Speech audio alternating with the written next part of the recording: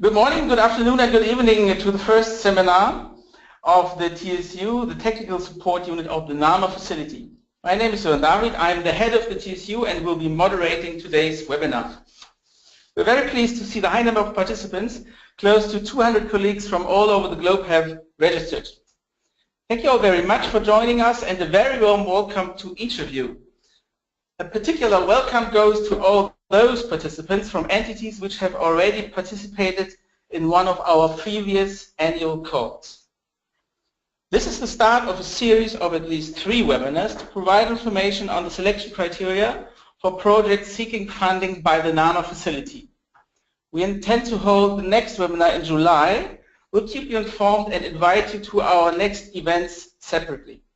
By the way, our call for 2016 is expected to be announced shortly, so please follow our website for the latest news. The objective of our webinars is to provide further clarity on the selection criteria and thus encourage a wider range of applicants to participate in our upcoming call. On this slide, you can see colleagues who have been involved in this webinar. Radina and Rainer in the middle of the picture have organized the webinar from a technical perspective. To the right and the left you can see our 2 Sörens at the TSU. To the left, Dr. Sören Lütgen, who will be responding to your questions later, and to the right, myself, Sören David. I'd like to now give you an overview of today's agenda. Just now I will provide you with a short introduction to the NAMA facility itself. Thereafter, my colleague Radina will give you some information on the technical setting of the webinar. Following that, I will provide some information on the 2 speakers you will be hearing from later.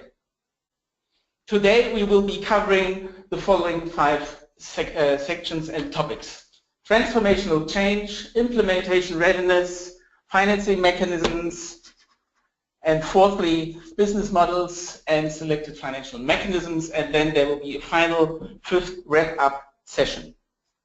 Each of the sequence will be followed by a short Q&A session, which we would like to keep to around 5 minutes each. Now let's turn to the first part of today's agenda, an introduction to the NAMA facility. The aim of the NAMA facility is to support countries in implementing ambitious NAMAs. NAMA facility is a multi-donor fund which has been established in 2013. Its founders have been the German Federal Ministry for the Environment, the BMUB, and DEC, which is the Ministry of the United Kingdom in charge of climate protection. Denmark and the European Union have joined the NAMA facility in 2015 as additional donors. The TSU at the NAMA Facility Secretariat is based in Berlin, from which we are speaking today. The overall funding made available by the NAMA facility so far amounts to more than 200 million euros. As the NAMA facility, we implement NAMA support projects, which we call NSPs, as the most ambitious part of overarching sector-wide NAMAs. It is thus important to stress that the NAMA facility does not have the capacities to fund a NAMA as such. Additional financial means from partner governments, banks, and private sources will need to be attracted. Funding for NSPs is provided to cover both financial and technical aspects. NSPs are selected in annual competitive bidding rounds, the calls, which are organized by the TSU here in Berlin. NSPs must cover an implementation period between 3 to 5 years, and their budget must be in a range of 5 to 20 million euros. Key requirements for the selection of individual NSPs are that they are ready for implementation, have a substantial mitigation potential, and can ensure transformational change in the sector in which they intervene. We are currently preparing the 4th call to be launched later in 2016. Certain amendments on the procedures for the call have and will be presented in a more detailed way at a later stage. Just some basic lines of these amendments for your comprehension right now. We intend to simplify the documentation to be filled in by applicants and are aiming to attract an enlarged circle of eligible applicants. Finally, the appraising phase for pre-selected NSPs will be provided with more funding under what will be called the detailed preparation phase. All related aspects will be explained as part of another webinar once our donors have decided on the funding to be made available for the fourth call. However, in this context, we would like to stress one point. The substance of the requirements for NSPs to be selected will not be watered down. We'd like to keep the high level of standards as they currently stand and use the opportunity of our webinars to clarify them to you. On the next two slides, I'd like to show you the current portfolio of the NAMA facility. This first slide illustrates that we have a relatively broad geographical coverage of the NSPs.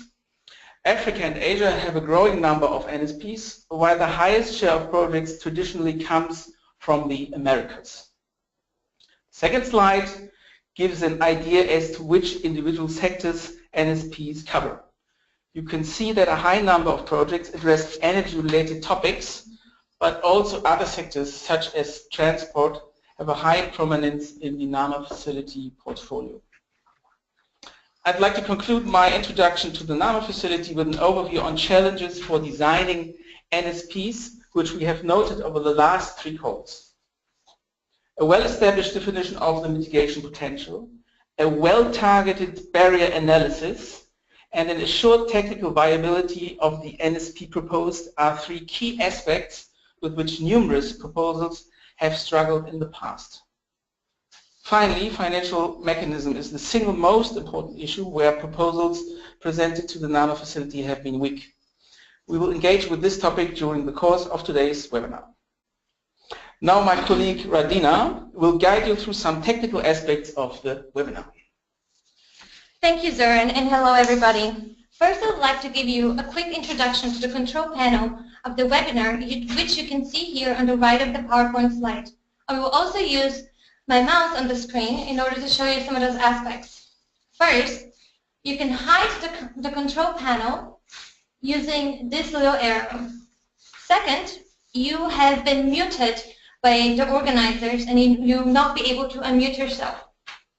Third, you can view the webinar in a full screen using this button right over here, the number 3.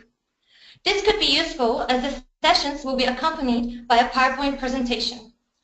Number 4 indicates the language of the control panel, right over here, which you can also change using the globe. You also have a question tab where you can ask, where we would like to ask you to write down your questions, which we would address during the Q&A sessions after every sequence. The webinar hosts, will be the only ones that can see them and will answer them after every session. In case that there are more questions coming up more questions than we can answer, we'll try to answer those after the webinar and publish them on our website together with the recording of this webinar. Now I would like to tell you a few words about the webinar itself. As one of our experts, Dr. Nicole Rudner, cannot be personally present today, we have recorded the discussion between our two experts in advance. Dr. Zoran Lutkin is here with us today to answer the questions live.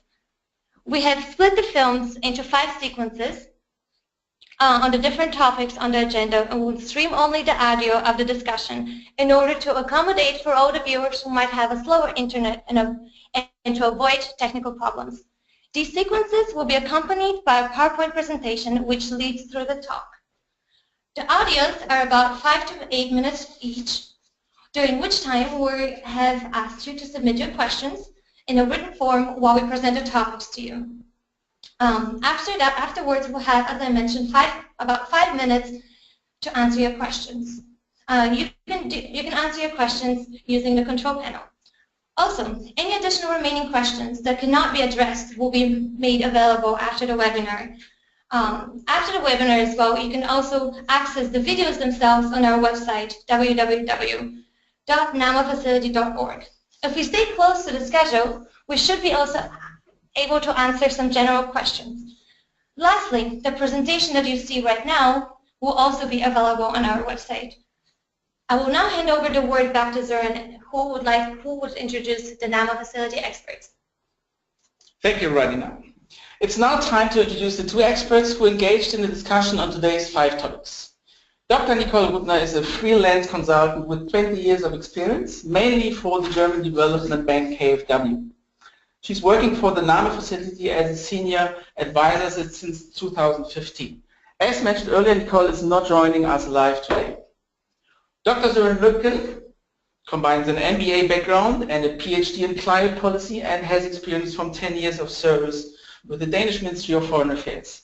He initiated the NAMA Academy, where he's lecturing on finance, and he's the author of several working papers and 2 books on climate finance issues. He's also working for the NAMA facility as a senior advisor with the TSU. Søren is with us today and will address the questions arising while I'll be moderating the discussion. Søren, a warm welcome to you. Thank you very much. We will now proceed with the first audio sequence, which is some 8 minutes long. You're invited to provide us with questions on this sequence per written comments straight away, and we'll have to time address some of these for approximately 5 minutes after the audio sequence has finished. Any additional remaining questions will be addressed in the Q&A document to be made available after this webinar. We're now starting with the first topic of the webinar, which is the NAMA facility's interpretation of the term transformational change. Please remember to send us written questions as they arise. The audio will start now.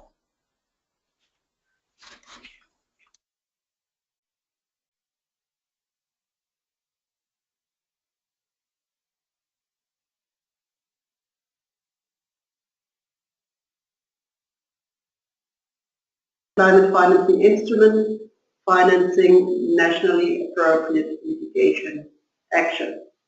Means for financing implementation as opposed to preparation. And we're not financing adoption either, but mitigation. So the NAMA facility has been founded by the German and the British Ministries of Environment in 2012. And it's by now co-funded by the European Commission and Denmark. Since 2012, we had 3 calls for proposals for NAMA support projects and received about 140 proposals. And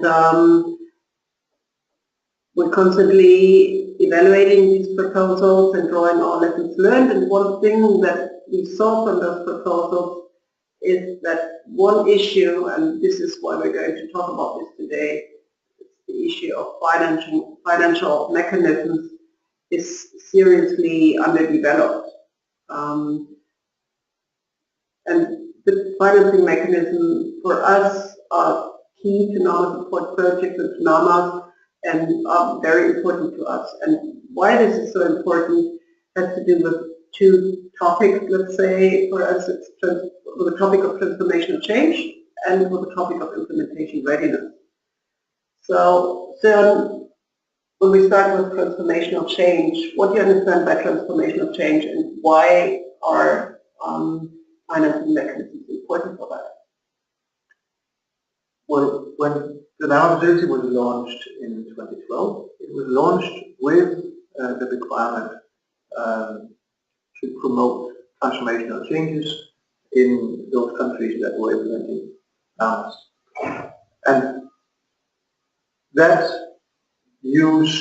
word used in this context was new, but welcomed in the sector in general, simply because it was understood as being a signal that the changes that we are needing in order to meet the 2-degree target, and now between 1.5 and 2, is more than just change, but it's a transformation that we're looking for. But we were all left with intuitively understanding what does that mean. It does not have a definition. Other programs have adopted the term as well. Researchers have been looking into what could it mean, but it still remains, in fact, without definition. So when we here at the NAMA facility are looking at the transformational change, what we are looking for can be expressed, I think, with the three central requirements that we are hoping to be met by applicants. One is we would like to see what we could call a paradigm shift. What does that mean then? What is a paradigm shift? Well, a paradigm shift to us would be a significant change in, for instance, the use of technology. And one example could be that we are seeing air conditioning established or set up by households in housing blocks that all putting their AC units on. We've also seen that houses full of AC units on the outside. And one paradigm shift could be we are now changing that into being central air conditioning. That would require that there would be building regulation, and the investors would then change from private households to the developers of the buildings. So that could be a paradigm shift. We'll also be looking for a relatively quick shift from one situation to another. Not overnight, of course, but we would like to see a change which is sort of ahead of the game, one which is not happening anyway, which would be business as usual, but we are looking at one that would be happening quicker than would otherwise have been expected. And then the most important part is that we would like to see the transformations being permanent. We are in with temporary financing, say 5 years, maximum in fact 5 years. And we would not like to see a situation falling back to where it came from when our support is out. So the permanence of the change is also to us a significant part of the definition of a transformation. Okay, now having talked about what we understand by transformational change in our facility, how do financial mechanisms come into the picture?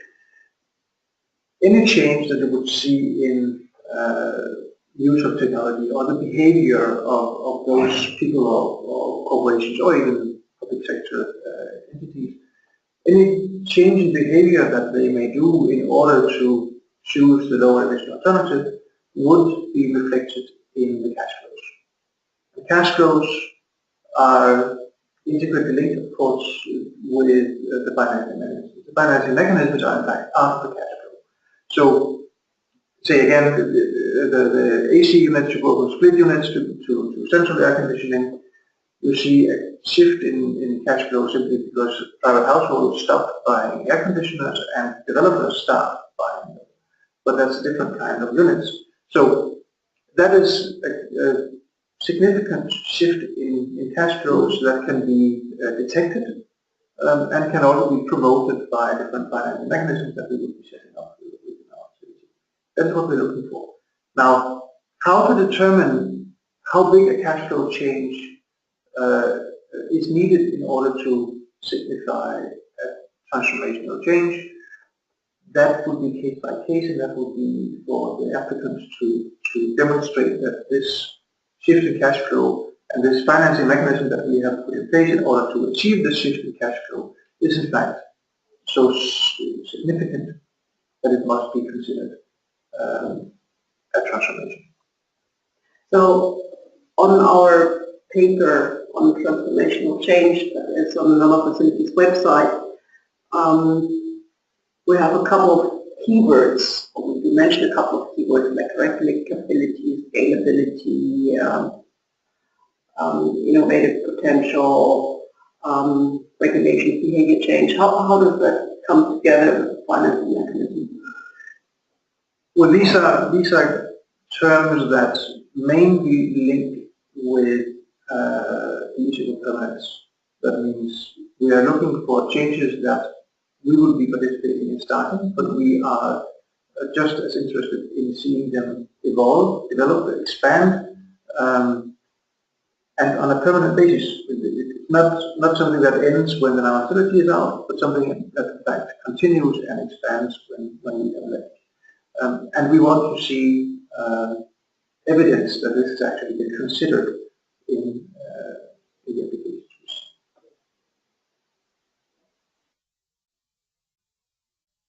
All right, excellent. We are now done with the first audio sequence. We are aware that the quality of the audio sequences is not as good as our live chat here. So please bear with us and remember that the files can be downloaded separately from the internet afterwards. We did note some of the questions which were coming in, and I'd now like to turn to Søren to go through some of them. So Søren, please, the first question we received is how can I actually prove that my NAMA is transformational? Well, the short answer is you cannot. There's no black or white in determination of transformationality, if you will. What we would believe is that in most cases you actually do know yourself whether what you're looking at is something that is shifting, as we said on the clip here, shifting the current situation significantly away from where it is to something different, mainly, and that's what we commonly see, mainly on the basis of a technology shift. I think you will in most cases know yourself whether what you have is actually a transformational NAMA or whether you're just trying to make it look like it is. So it's well, that's not very helpful, but in fact it's more like a gut feeling if you really think this is something that is shifting. Okay, thanks very much, Søren, for this further information. Second question we received, if I do not think that my NAMA is particularly transformational, is it then a NAMA? Sure, but there's nothing that says that a NAMA must be transformational. In fact, the concept of transformational change is, could say, invented by donors, and that is as a criterion for being relevant or interesting to finance. But it doesn't mean that any NAMA has to be transformational. It might even be that transformation in a given sector is not even nationally appropriate, which is what a NAMA is ultimately intended to be. So transformation and NAMA is not synonymous. Okay, could you then please give an example, a very specific example of a paradigm shift? Sure. You know what paradigm shifts are. You've seen it. I think the most common ones are those that we are seeing or have been seeing over many years in IT. Latest one from normal mobile phones to smartphones. That is a technology shift, and that is also a paradigm shift in our view. If you translate that into the area that we're working in on emissions reduction, you could say a shift from petrol-driven two-wheelers to electric two-wheelers would be a paradigm shift. Could also, as we mentioned in the clip here, a shift from split unit individual ACs to central cooling systems in housing blocks would also be a paradigm shift. Yeah, a simple one, just changing coal firing to biomass firing would also be a shift in the way in which power is produced. Okay, thank you, Søren. We do have a couple of questions coming in now, which refer rather to the general setup of the NAMA facility as such, and I think we will address them separately in the write-up to the Q&A session. Maybe at this stage, one last question for this first topic, Søren, to you. Does the change in cash flow refer to who is paying or what is being paid for, or both? Mainly, as I also indicate now, mainly what is being paid for and not so much who's paying. But of course, when you consider a different priority, when you want to make investments happen in the lower emission alternative, you will in that process also consider who should pay for that, or maybe a distribution of the cost between different stakeholders when you determine that technology shift. Okay, thank you, Søren. We will now be turning to our second audio sequence, which is on implementation readiness. But please remember to keep us informed of your questions and provide them in by writing. The second audio sequence will start now. So the NAMA facility is different from other kinds of NAMA financing programs in that it's focusing on the implementation of NAMAs as opposed to the preparation of NAMAs. But we still see different interpretations of what is ready for implementation and what is implementation in fact in different stakeholders' view. So what do we mean by implementation and implementation readiness in an optimism? Yeah, actually, if you look at preparation as opposed to implementation, you can look at a sector and the whole chain of events, so to say. I mean, start with policy and strategies and regulations, pilots, and then activity implementation. And what the one who is elaborating a policy might already call the elaboration of a strategy implementation. The NAMA facility comes in at the very end of the chain. So for us, implementation is really putting something on the ground. Now, what does it mean exactly? I'll give you an example. We're talking, for example, we received a project on a waste treatment plant. So waste treatment plant with a technology that is new for the country, that is being set up maybe in public ownership, and during the 5 years of implementation, project delivery organization is going to develop a financing mechanism in order to work as a PPP or whatsoever at the end of the 5 years. This for us clearly is not ready. It's not only that we don't want to finance pilots, technology must be ready, clearly adapted to the local background. But also for us, the financing mechanism is so key that we don't want to spend 5 years of implementation time developing a financing mechanism. No, what we say is that the financing mechanism needs to be ready at the beginning of implementation, meaning institutions need to be defined, the mechanism as such needs to be defined, and phase-out concept needs to be there.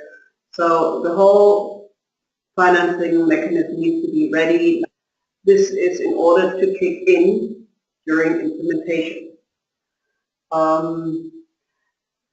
Having said so, it's not only that we do not finance pilots, we do not like to finance investment at all. So if we would receive a project saying let's finance waste treatment plants throughout the country or contribute to that, we would not like to do that. What we like to finance, or what we actually are financing, is the mechanism. It's not the investment, it's the mechanism. Because our funds are limited, it's 5 to 20 million euros, and we just can't, even if we do that as a guarantee scheme might help, but if we do that as project finance, it doesn't reach anywhere. So we need to find a mechanism, an intelligent mechanism to make the best use of these 5 to 20 million in order to attract the private sector, mostly the private sector, maybe also the public sector, but mostly the private sector, into certain areas of low carbon alternatives. So the readiness you are looking for is the readiness of the financing mechanism in order for us to be seen as promoting the mitigation action, which is what NAMAS is about. It's about mitigation action. In order for us to see that through a 5-year period, which is the implementation time that we have for our support, we would need to have these financing mechanisms ready for implementation, as you said in the beginning, because otherwise they would never have a chance to function before we end our involvement. Yes, exactly. I mean, essentially, readiness for implementation for us means readiness of the financing mechanism. And maybe there's another aspect which needs to be ready at the beginning of implementation, and this comes together, it's related to the financing mechanism, it's a regulatory scheme. So that's the other thing, we wouldn't want to wait 5 years to develop a certain regulation that then would come in together with the financing mechanism to steer or reverse the flow of funds in the sector. Now, both the regulation, and we don't say the regulation needs to be put into law and regulation and processes and so on, but at least, I mean, the political will must be seen, and it must have a certain degree of ripeness, let's say. I mean, maybe last decisions in Parliament missing or something, but something must be clearly underway, which shows that the government wants to go in a certain direction, and we are supporting this direction of financing mechanism.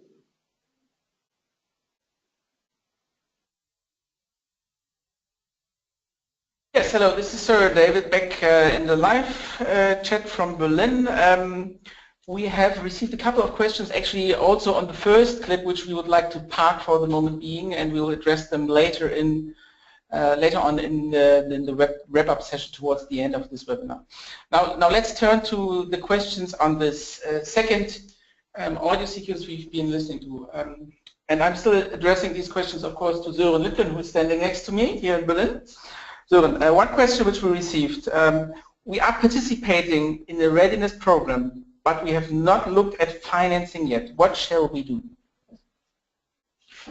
It would be good to know which readiness program that is, but we cannot see that. I think the main message here is, first of all, send us an email so that we can interact more closely. We have also in the introduction here sent the message that what we've seen so far over the past 3 years is, in fact, a lacking attention to the financing of the NAMAs that we are receiving, and also from those that have been through readiness programs. And it seems to be less prioritized in these activities, the financing aspect of the NAMA. So in order to bridge the gap that we have realized over the past couple of years, we would in fact like to interact more closely with those readiness programs that are sort of our supply chain of actions that we would like to participate in the financing of.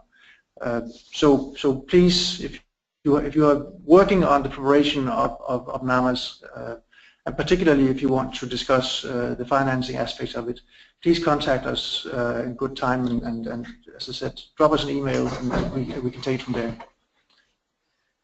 Okay, thank you, Sören. There's now quite a substantial number of new questions flocking in. We will address some of them later on in the wrap-up session, as I said right now. Here's one which we received a bit earlier on for you, Sören, again. It is very difficult to determine who should be ready and for what. Yeah, that's a good question. Because there are different people that have to be ready at different points in time. And in fact, what we're looking at is a continuum of activities. And then, of course, you would ask, when does the NAMA facility come in? And what is our definition of readiness then? And to define that, you'd have to look at what kind of animal is the NAMA facility. And we are ourselves a financing instrument. And our success is determined on making funds flow. That means if we participate in an activity with implementation finance, and that is what we have available, we would like to see the implementation finance actually flowing. Implementation finance then, in our perspective, is a financing mechanism which is participating in the actual investments in low emission assets. What it requires to make us see the actual cash flow for low emission asset investments would be determined on a case-by-case basis, and the applicants would be the best suited to determine what does it take in their case to make sure that the NAMA facilities funds are flowing in the beginning of those 5 years that we participate, rather than in the end of those 5 years, because we cannot, as we are not a preparation or readiness activity, we are an implementation finance offer. We should see our implementation finance flow from the beginning. Okay, thanks very much, Søren. And maybe one last question at this point in time before we go into the next audio sequence, and that is a question which stems from a particular sector. And the question is, can you give a practical example of a financing mechanism for waste treatment? Mm-hmm. Difficult one, eh? Difficult one. That's I'm not a waste treatment expert. Let's say that you have a need to establish a controlled landfill, so that you can collect methane. You can control the methane development, and you collect that and you use that for energy production, or you flare it, or whatever you do. You need to finance that somehow. And your consideration would be, we finance that by increasing slowly the collection fees, and maybe also then correspondingly the tipping fees at the landfill. But you're well aware that you cannot raise the current collection fee to the double overnight, so you have to do that slowly. But you need to arrive at a level where that collection fee or the tipping fee can cover the operation, the investment and the operation of a controlled landfill. The NAMA facilities participation in such a model could be that the investment has to happen from the beginning, not in the end. You have to have the reception facility established from the start, also before you actually have the fees at a level that can cover it. So we could fill in the gap, say over a 5-year phase-in period of the increased collection fees. So we would pay the difference between the current fee and the future fee at decreasing amounts every year until the actual fee payment by the households reaches the level that is necessary in order to run the landfill. Now, was that clear? Well, it was clear to me. I hope that not only to the level of the TSU it is clear, but for me, I'm not, as I said, I'm not a waste collection expert. So just to illustrate that we are talking about a phase-in of alternative finance and a phase-out of the NAMA facility, and that has to be planned from the beginning. Okay, excellent. Thanks very much, Søren, once again for this response. We will now be turning to the culmination point of our webinar, which is the third session, the first audio sequence, which will be on the topic of financing mechanisms. Please, once again, remember to provide us with questions as they arise. The audio sequence will start now. Hello. In the previous section, we talked a lot about the importance of financing instruments or financial mechanisms. And we had two aspects why financial mechanisms were important to us. This is transformational change and implementation readiness. Now what we haven't done, and we're going to do that now, is to talk about the financing mechanism as such, the types of financing mechanisms and the rationale of financing mechanisms. So, please, what can you tell us about financing mechanisms? I'd like to answer the question, in fact, 3 questions. One is, who puts these financing mechanisms in place? 2 is, who needs them? And 3 would be, where do we get the money from? And those that put these instruments in place would normally be the public sector. The public sector is usually regulating the economy with financing incentives or disincentives, and those are normally implemented through the tax system. So the public sector is already regulating through financing mechanisms. Now, obviously also those that are regulated by the public sector would typically be private investors. So the public sector is putting into place different financing incentives or disincentives in order to make the private sector invest in certain preferred investment alternatives. And in fact, what we are looking for is exactly the same thing. We would like to see financing instruments that are implemented by the public sector in order to promote the low emission investments. So, the private sector, the reason why, of course, it is the public sector putting this in place is that most of these investments that have emission externalities, you would call them normally, the emissions that are stemming from buying different kinds of equipment, those investments are in most cases done by the private sector. So it is, in fact, the private sector's investments that we are trying to influence through the public sector financing instruments. Now, where do we get the money from? Well, we at the NAMA facility is, of course, one source of financing. But we are not the only source.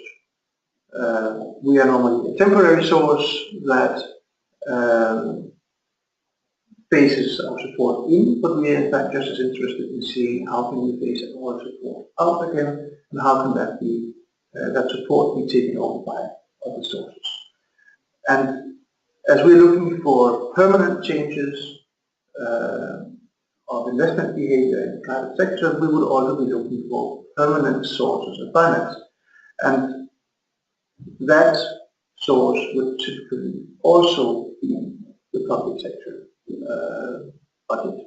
Well, depends, right? Not necessarily. Not necessarily. But we do have, when the instruments that are promoting certain investments, the public sector instruments that have this capacity of directing investments in a certain direction, are also the public sector instruments that would be able to raise the long-term financing.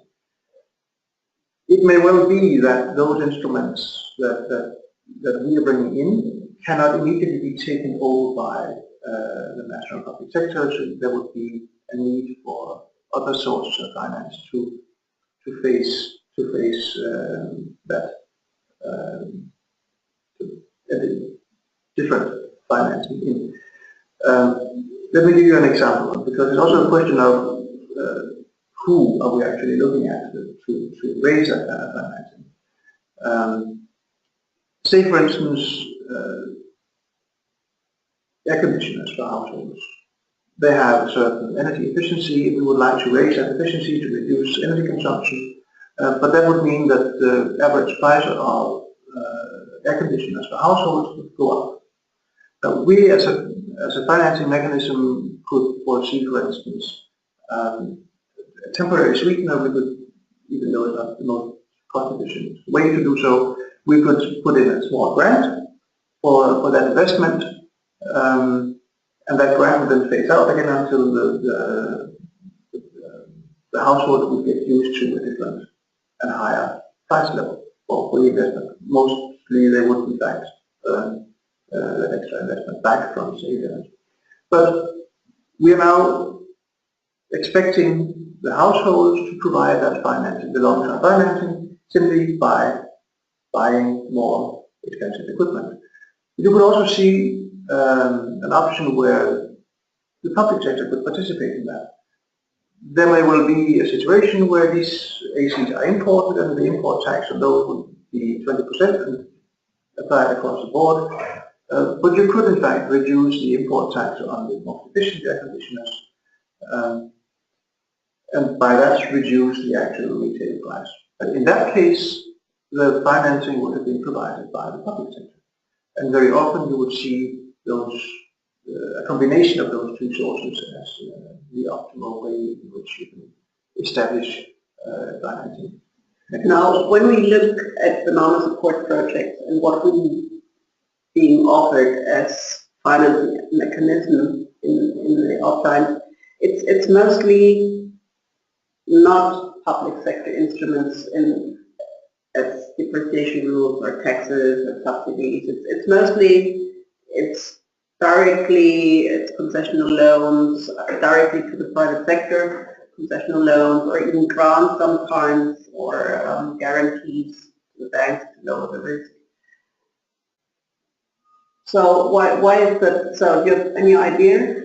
I'm afraid that in many cases, those that develop NAMAs are still having a more project-oriented approach. It's a temporary intervention of 1 hour at a time.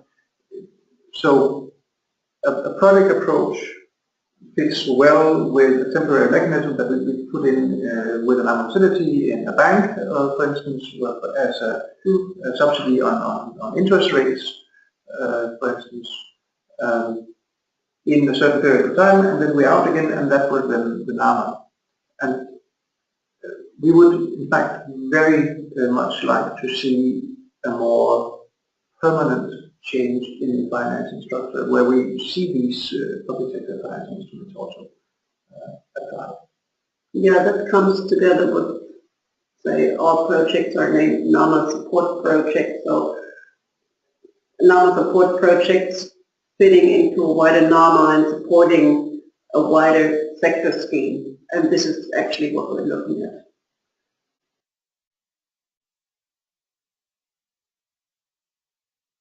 Yes, hello, this is Søren David again, live from Berlin.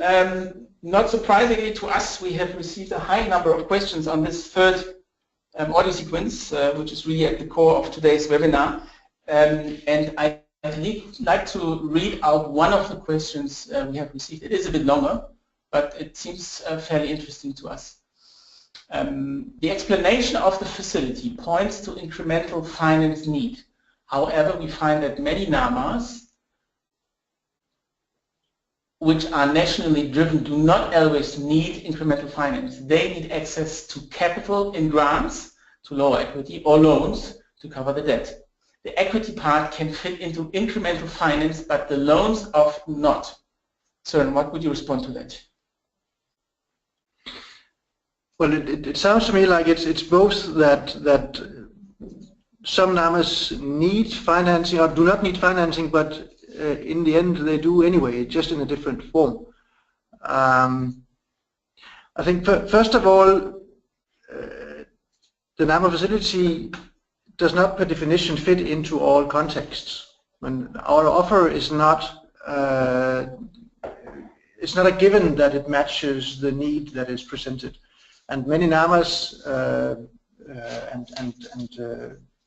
thank God for that, are actually being implemented without the participation neither of the NAMA facility nor any other external financing. They're happening on national budget or national initiative. What we believe that we can do, and we are trying, in fact, to make a work division here on the capital, that we participate in those cases where a public financial structure is the answer to make the private sector invest in low emission assets. Of course, that you could regard that then as being a limitation of the scope of the NAMA facility, in the sense that we do not participate in any context. We participate where our offer, which is a financial offer, fits that context, and we would like to see us participating on the public sector side simply from the belief that if we get the public sector driven framework conditions right, private sector's access to capital is sufficient to meet the demand. Okay, thank you for that, Søren. We just now received a question which is rather short and only on first sight seems to be an easy one, and here it comes. The question is, do mechanisms have to be financial? No, they do not. And many of the most efficient instruments are in fact not financial. They are regulations. and a lot of regulations are already in place. Everybody are familiar with regulation in the building sector and building codes that sets norms for the energy consumption of buildings. That's not financial. That's simply a rule and a regulation that companies would have to comply with.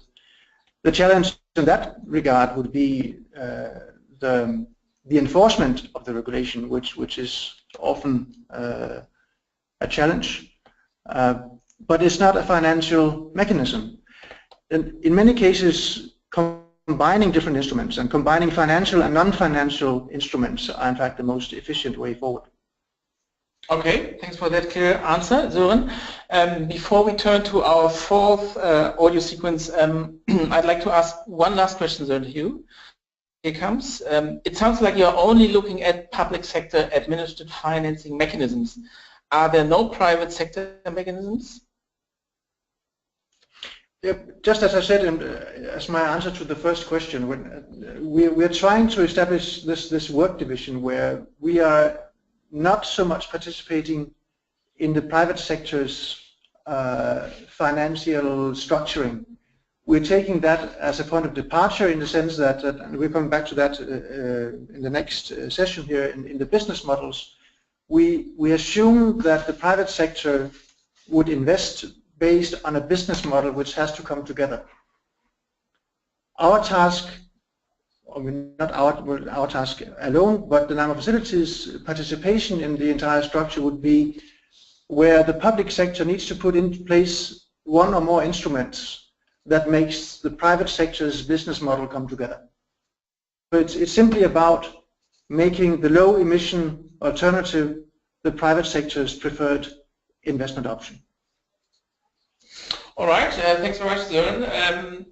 I'd like now to turn to our fourth audio sequence, which once again is approximately 8.5 minutes long, and it will be on the topic of business models. The audio sequence will start now. So we talked about different financing mechanisms that we have available. Many of them being in the public sector, also some being in the private sector. Public sector being taxes, different tax schemes, depreciation rules, import taxes, or subsidies that could be changed. There are some that are there, some that are not there yet, depending on what you want to promote. But the question is, how do we choose the different instruments? We are looking for I guess the most cost-efficient ones. Yes, of course we are. And the first thing we do, I would say, is the barrier analysis. So if certain technologies are in the market, the question often is, why are those technologies not used? Or maybe they're not in the market in that specific country or sector, and they would need to be imported. So why is that not done? Where's the barrier? And the barrier could be in different aspects. And the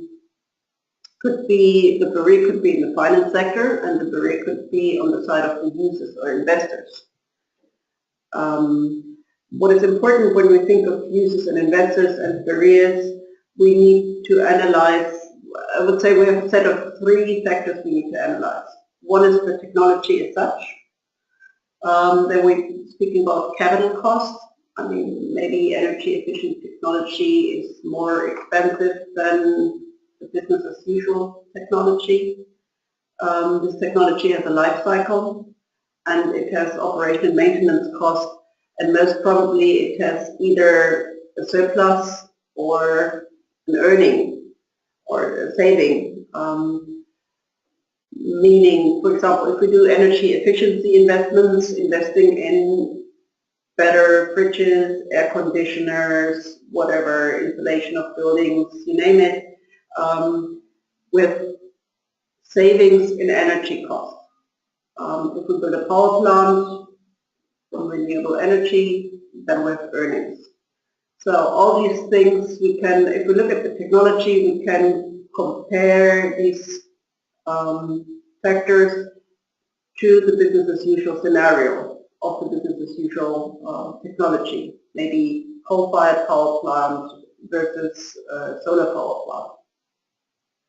So the second aspect we have, or second factor, is the users and investors.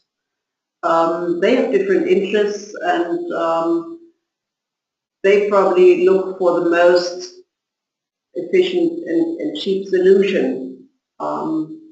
They might have secondary interests like, say, energy security, or maybe they're energy or environmentally conscious, but basically they wouldn't buy something or invest in something if it's substantially more expensive than the business as usual scenario. Then they need incentives to do so.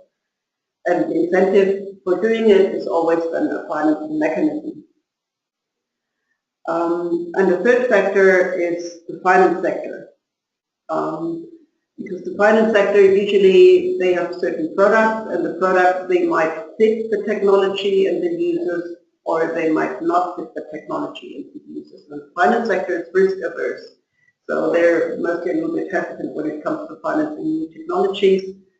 And there might also, a financing mechanism might be constructed in a way to take away the risk or lower the risk, the perceived risk in the finance sector, in order to make the whole model going.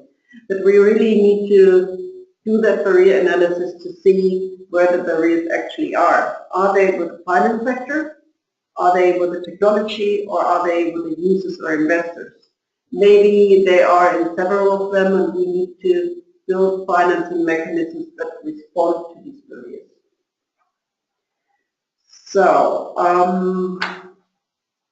that was on business models. So business models and the financing barriers come together when we're looking for a fitting financial mechanism.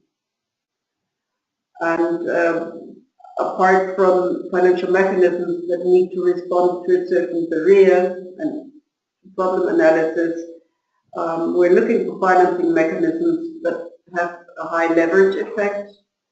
High leverage effect means that comes to what Søren explained about the public sector and the continuation and the NAMA facility just being a bridge funding or a temporary sweetener.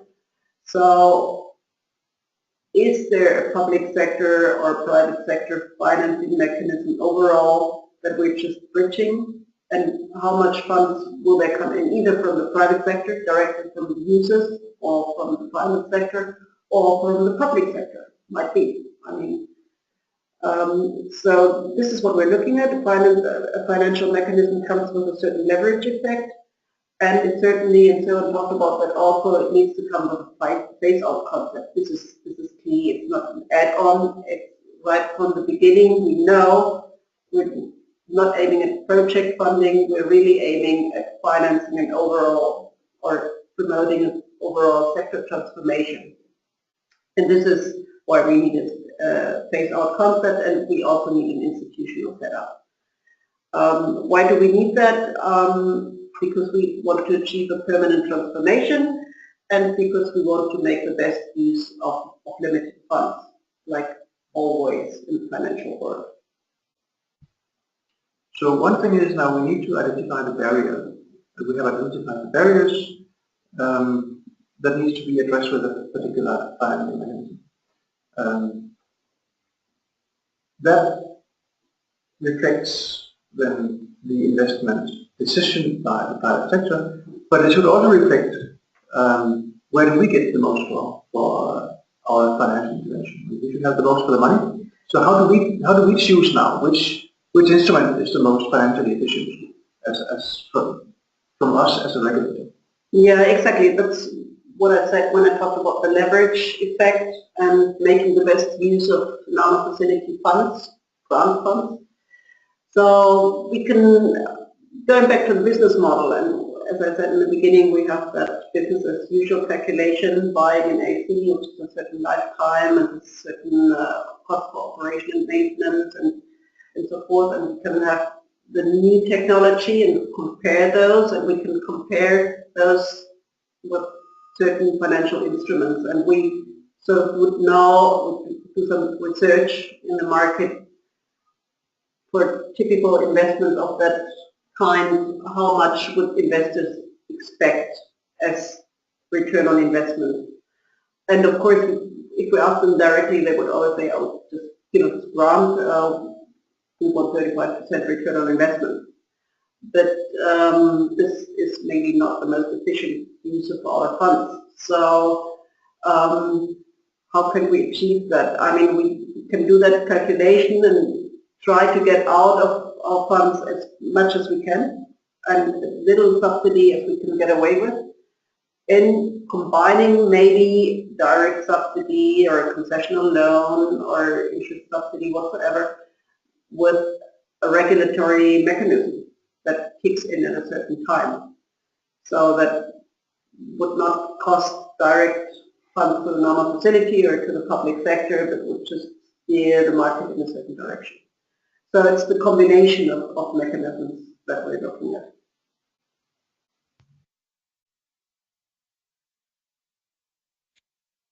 Okay, so David again here from the TSU in Berlin. We are back at the live stream to respond to questions.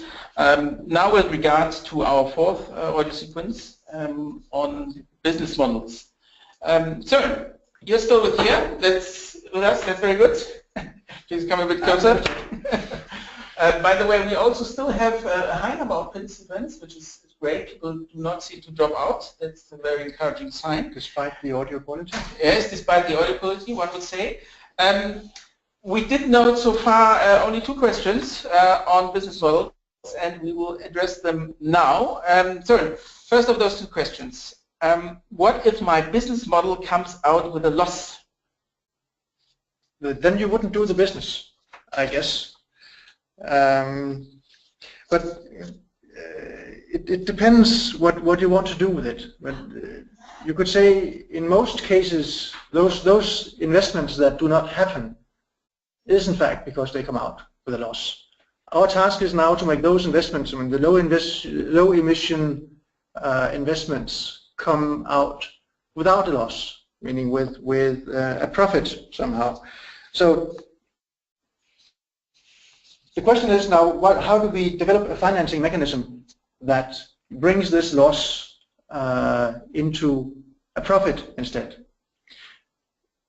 That can be done in different ways, and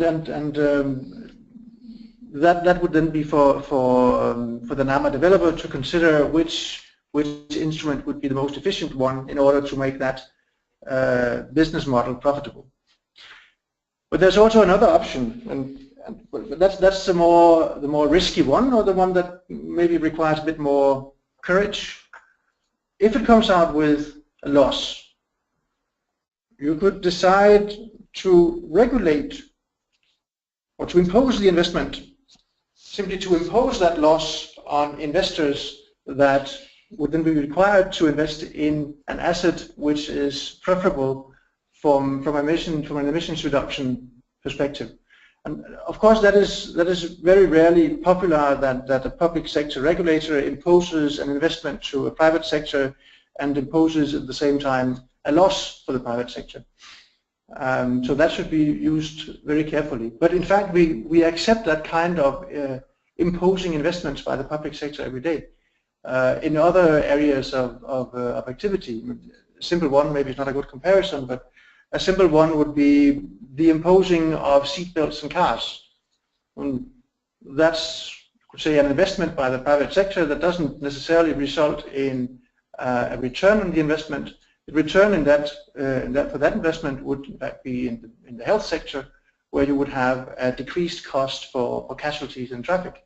But you are regulating that, and that seems to be accepted as, and for good reason, as imposing a loss, you could say, or imposing a cost on the private sector.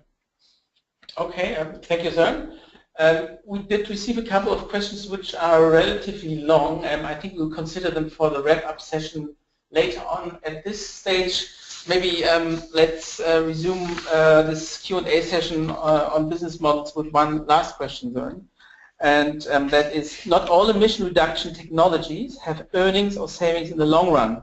Where should the money come from once the NAMA facility funding is over? I think again that's that's something that must be decided on a case-by-case basis. I think the important issue here is that it has to be considered from the beginning.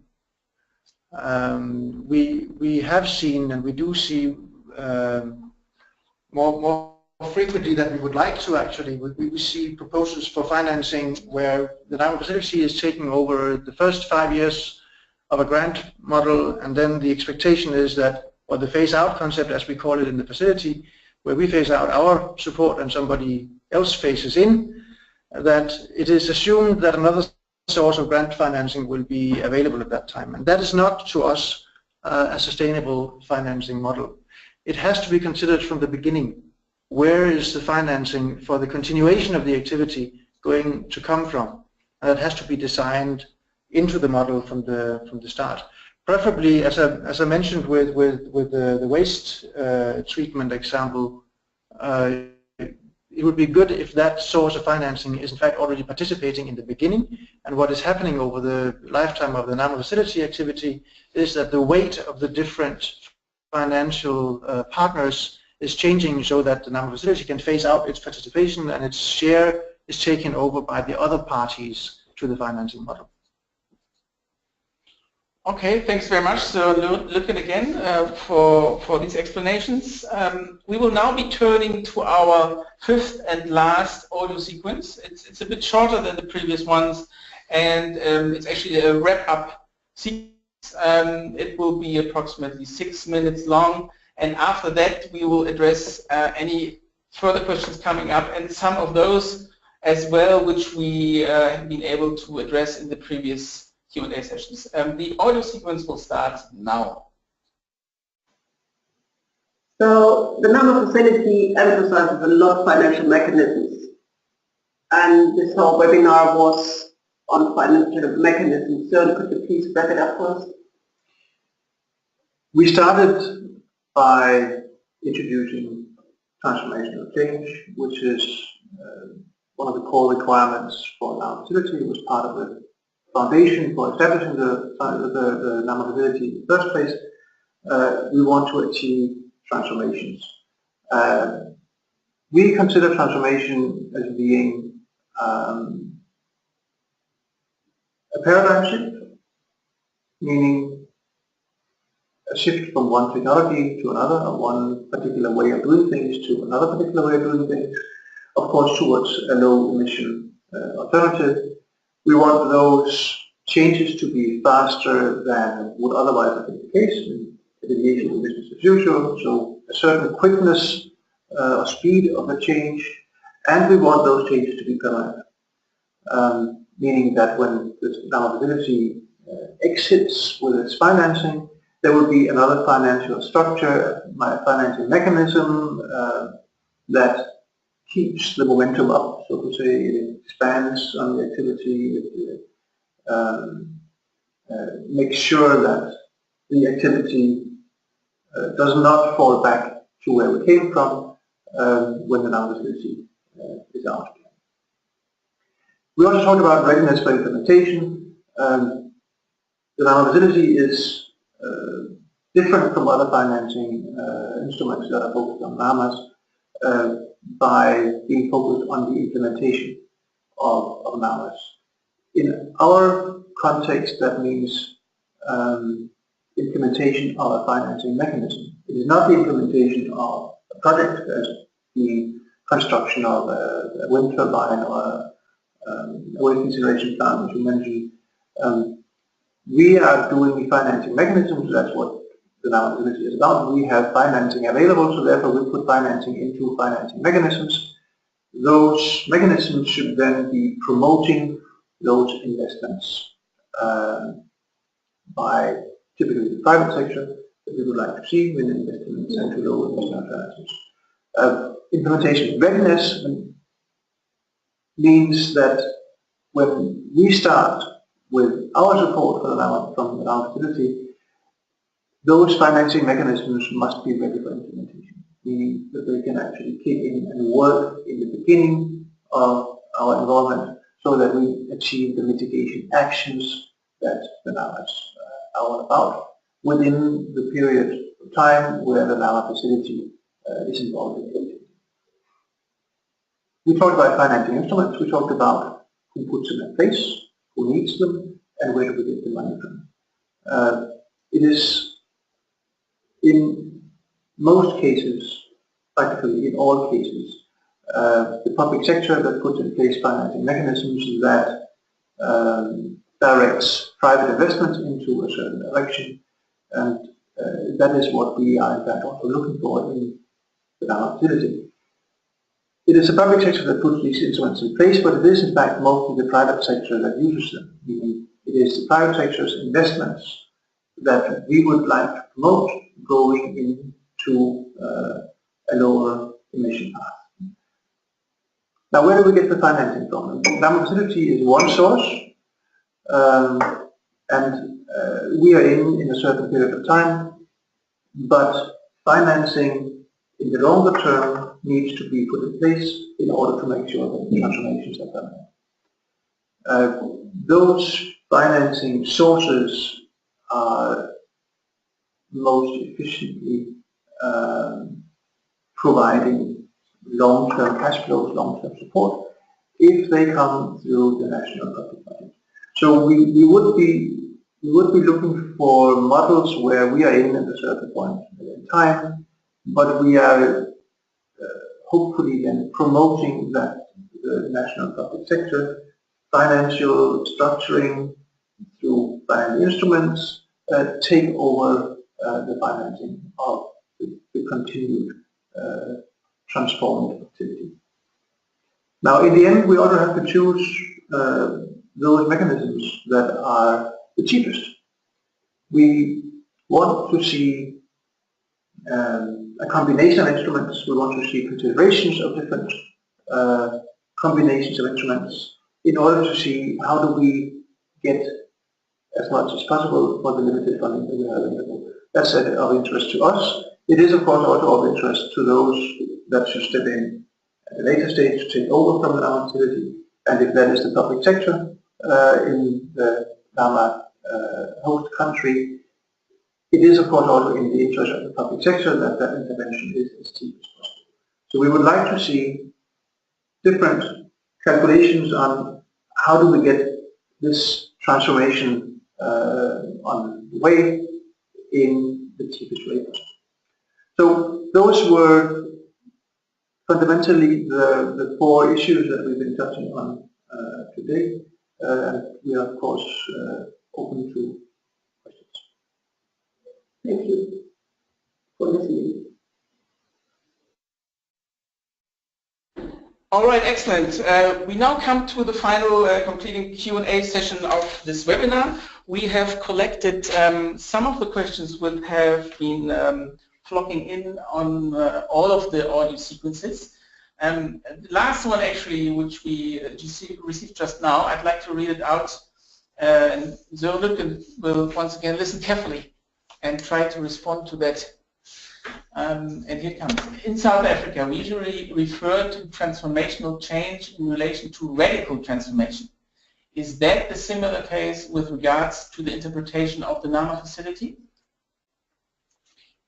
It sounds to me like it covers the same and the same approach that we are not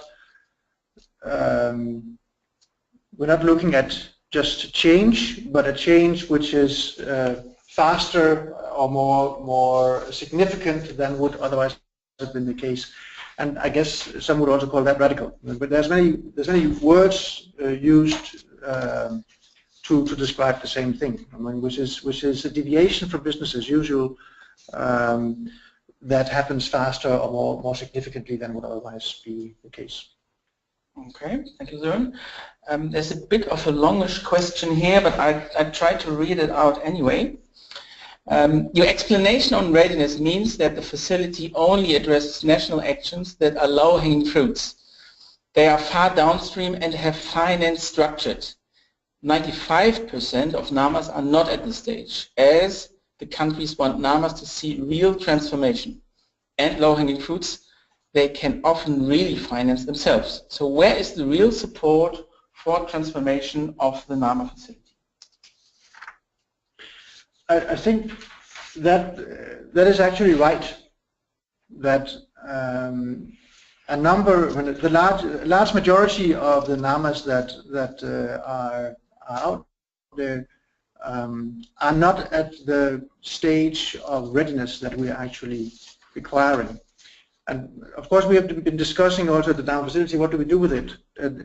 The fact is that the NAMA facility was established in 2012 on the assumption that by now, as there has been a lot of readiness activity going on for years, in fact, by now there must be something out there which is ready for implementation, meaning ready in the sense that we have presented here in this webinar.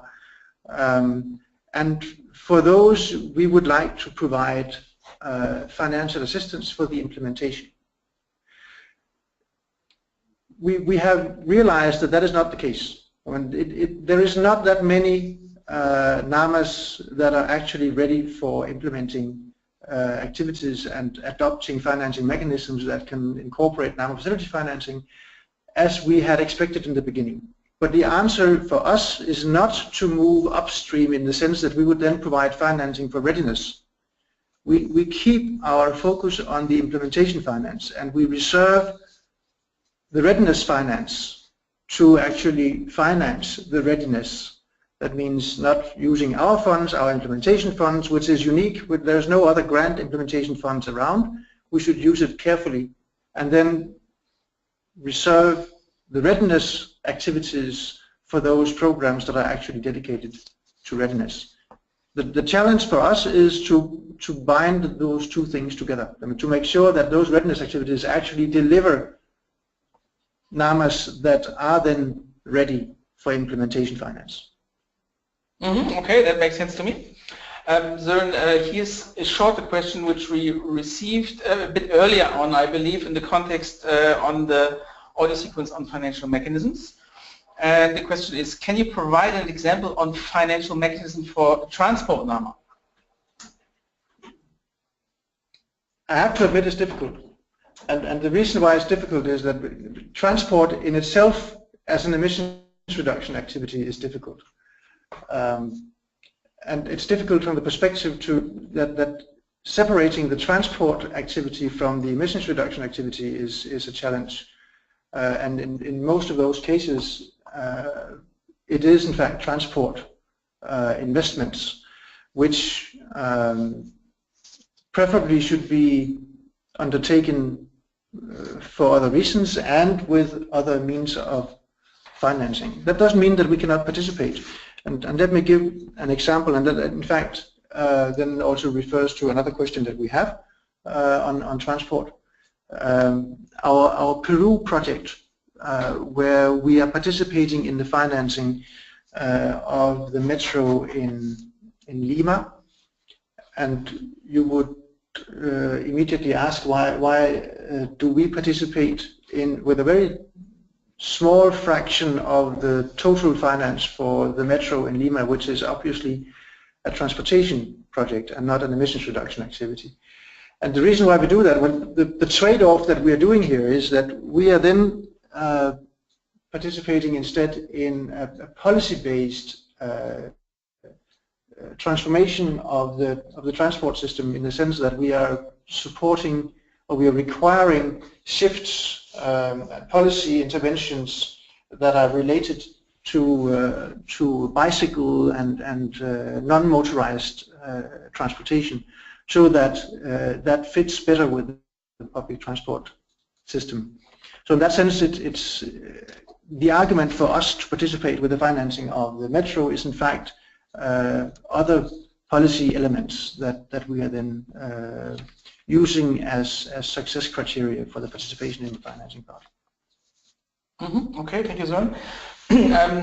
I think we're now getting close to the end of our webinar of today. The number of participants is still stable. I'd like to allow for one last question, and the remainder of the questions we would then address separately, as we've said earlier in the Q&A right now. So here comes last question, which I believe was handed in as part of the fourth audio sequence. It's a bit longish as well, and I read it out to all of you. particularly once again to Søren, of course, standing next to me here in Berlin. Here it comes.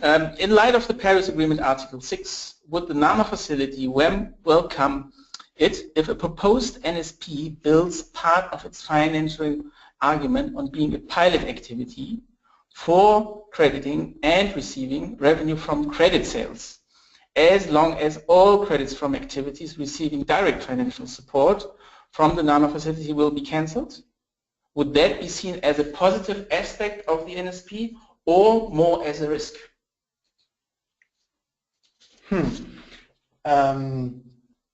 That depends a bit, I guess, on the overall structuring. Generally, the crediting of emissions reduction as a cap and trade system, you could say, is a very welcome instrument as long as it's national. And there's a lot of countries that are experimenting, at least with thoughts about introducing emissions trading nationally. The advantage of that is that you are creating a source of cash flow for those investments that have emissions reduction benefits.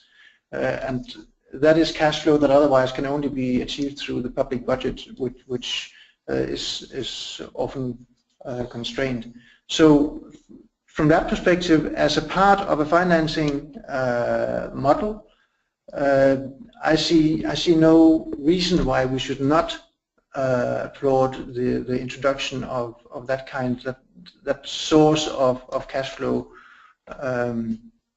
as a part of the financing model that we participate in. There's no reason not to. And in terms of cancellation, I interpret that as being an indication that otherwise the credits would be exported. As long as the system is kept national, then it is part of the system that the credit would have to be cancelled. It cannot be recycled. So it would be delivered against an emissions reduction obligation or a cap on a national basis, and retired or cancelled on that basis. Thank you very much, Søren, for that explanation, with which I would like to end our Q&A session to this webinar. Once again, thanks very much, Søren, for joining us today here in Berlin and offering your answers to the questions.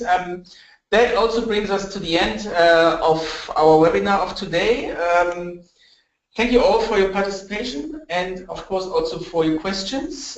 You will be provided with a link to the documentation of this webinar per email, and that will guide you through the audio sequences we've listened to. It will equally provide links to the films, which you can view separately, and then there will be a write-up of the Q&A sessions we were handling today. For more information on the NAMA facility and to register for the newsletter of our facility, please visit our website. And yeah, that concludes our webinar. Thanks very much for Rainer, Radina, Søren Lütken joining me today here for this webinar, and we're looking forward to getting in contact with you soon. Bye-bye from Berlin.